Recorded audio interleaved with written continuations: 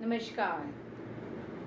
कल हमने आहार एवं पोषण विषय में आहार क्या है, पोषण क्या है, पोषक तत्व क्या है, संतुलित आहार क्या है, पथ्य क्या है, इन सभी के संदर्भ में बात की थी। आज हम भोजन के कार्य या आहार के कार्य पे बात करेंगे। भोजन जो होता है वह हमारे जीवन के लिए बहुत ही आवश्यक तत्व होता है। यह हमारे भरण पोषण के लिए ही नहीं वरन वृद्धि और विकास के लिए, कई सारी शारीरिक क्रियाओं के नियंत्रण और नियमन के लिए, साथ ही साथ मनोवैज्ञानिक रूप से और सामाजिक रूप से भी आवश्यक होता है। अतः यह कह दिया जाए कि शरीर में भोजन के मुख्य रूप से 3 तरह के कार्य होते हैं और इसी कार्यों में जो सबसे पहला कार्य होता है वह कार्य होता है भोजन का हमारे शरीर में शारीरिक कार्य।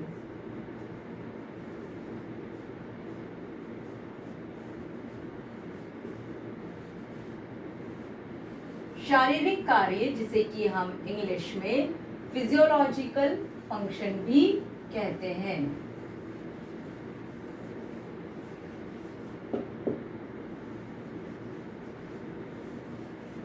फिजियोलॉजिकल फंक्शन की जब हम बात करते हैं तो इसमें शरीर से रिलेटेड कार्य आते हैं, क्योंकि जब भोजन हमारे शरीर में जाता है तो वो हमारे शरीर का एक भाग बन जाता है। जब हम भोजन को खाते हैं तो सबसे पहले शरीर में उसका पाचन होता है, फिर उसका अवशोषण होता है, उसके बाद उसका उपापचय होता है, जिससे हमारे शरीर को विभिन्न प्रकार के पोषक तत्व प्राप्त होते हैं और इन पोषक तत्वों का हमारे शरीर में अलग अलग कार्य होता है। तो अगर हम फिजियोलॉजिकल फंक्शंस की बात करते हैं तो इसके अंदर जो सबसे पहला कार्य होता है भोजन का वो होता है ऊर्जा प्रदान करना। ऊर्जा प्रदान करना यानी कि हमारे शरीर को गतिविधि देना। गतिविधि देना से मतलब है हमारा शरीर जब तक ऊर्जा नहीं मिलेगी कोई कार्य नहीं कर सकता है। हम जो भी कार्य करते हैं उस कार्य को करने के लिए जो क्षमता होती है वो ऊर्जा से मिलती है ना। तो ऊर्जा प्रदान करना भोजन का मेन शारीरिक कार्य होता है, यानी कि एनर्जी गिविंग फंक्शन। ठीक है। अब हमने कल कहा था कि कार्बोहाइड्रेट जो होता है वह हमारे शरीर को ऊर्जा देता है, फैट या वसा जो होती है वो भी हमारे शरीर को ऊर्जा देती है, प्रोटीन जो होता है उसका प्राथमिक कार्य जरूर शरीर का वृद्धि और विकास करना है, परंतु किसी भी कारण से जब हमारे भोजन में या हमारे शरीर में कार्बोहाइड्रेट और वसा की कमी हो जाती है तो यह भी ऊर्जा देने का कार्य करता है। वसा जो होती है वो ऊर्जा का सांद्र रूप होती है। अब सांद्र रूप या कंसंट्रेटेड फॉर्म से क्या मतलब है, जब इसकी बात की जाती है तो हम देखते हैं हम कभी भी जब ऊर्जा को बताते हैं तो वो उसकी यूनिट या इकाई कहा जाए किलो कैलोरी होती है। किलो कैलोरी जो है ऊर्जा को नापने की इकाई है ना। जैसे किसी का वजन ले रहे हैं तो आप किलोग्राम में लोगे, ग्राम में लोगे। आप किसी की लेंथ या लंबाई नाप रहे हो तो उसको मीटर में लोगे या किलोमीटर्स में लेंगे, है ना। तो उसी तरीके से ऊर्जा जो होती है वो किलो कैलोरी में, जिसे कि कैपिटल के और CAL लिखा जाता है, उसमें नापी जाती है, जिसे कि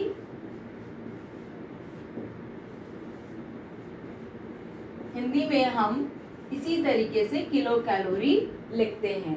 अभी हमने कहा कि वसा जो होता है वो ऊर्जा का सांद्र रूप होता है।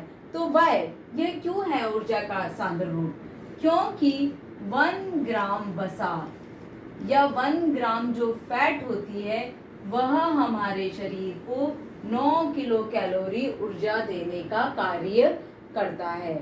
यानी कि हमारे शरीर में अगर हमने 1 ग्राम वसा खाई है तो वो 9 किलो कैलोरी ऊर्जा देगी, है ना।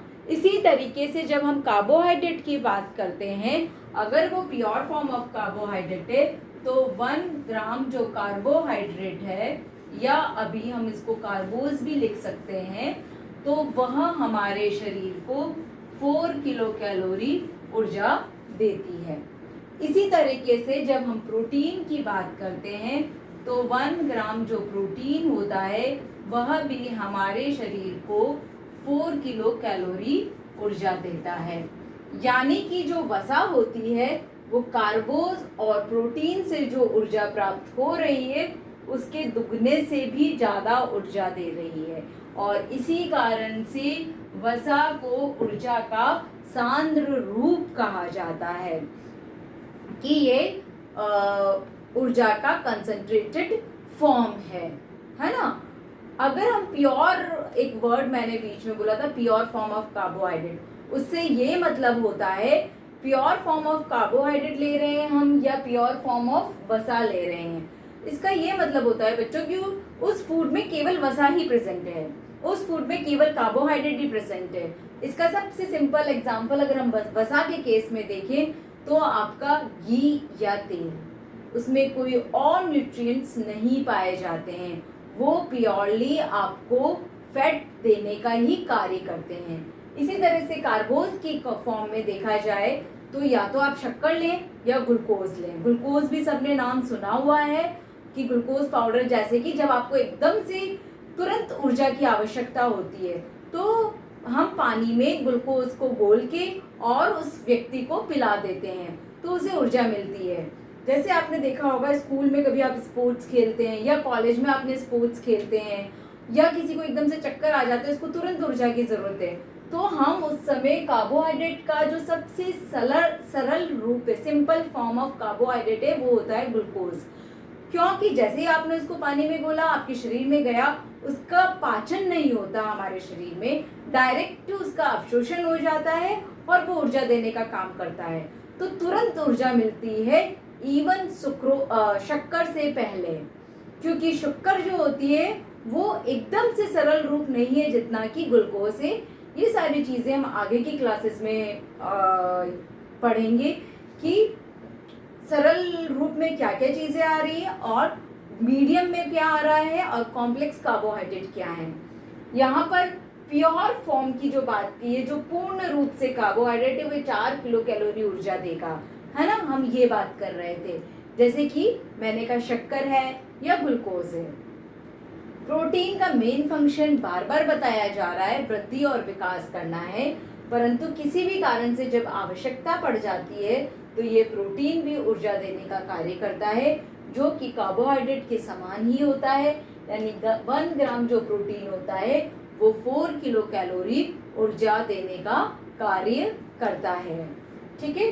तो हमारे शरीर में जाकर ये 3 न्यूट्रिएंट, कार्बोहाइड्रेट, फैट और प्रोटीन, ये तीनों ही न्यूट्रिएंट्स हमारे शरीर में जाके ऊर्जा देने का कार्य करते हैं। परंतु जो 3 और न्यूट्रिएंट्स पढ़े थे, जिसे मैंने माइक्रोकल वर्ड या सूक्ष्म मात्रिक तत्व यूज किया था, विटामिन्स, मिनरल्स और वाटर, ये हमारे शरीर को कोई ऊर्जा नहीं देते हैं।